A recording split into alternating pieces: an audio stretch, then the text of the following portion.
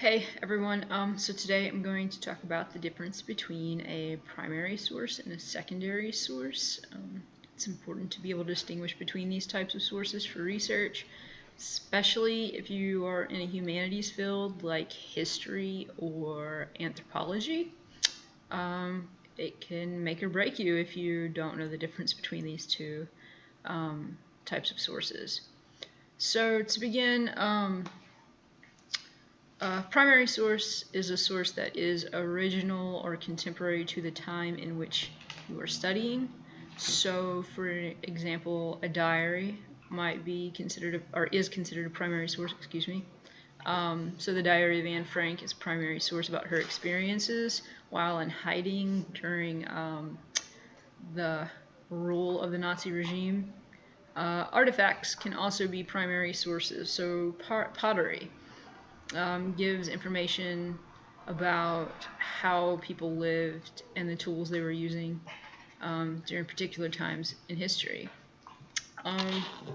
Correspondence letters are also forms of primary sources. So if you have a president who is conversing via mail with an individual, that president and the other person's correspondence letters would be considered primary sources and can give information about particular things surrounding sentiments about going to war with other countries.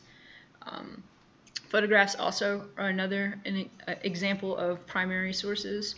So they can be analyzed.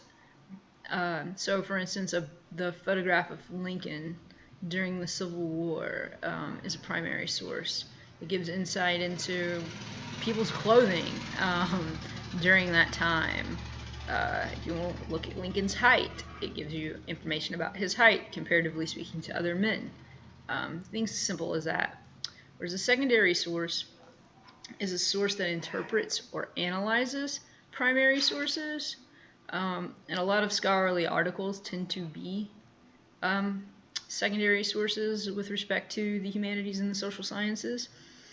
So, for example, a secondary scholarly source might be an article that interprets Plato's political thought. So we have no idea what Plato meant.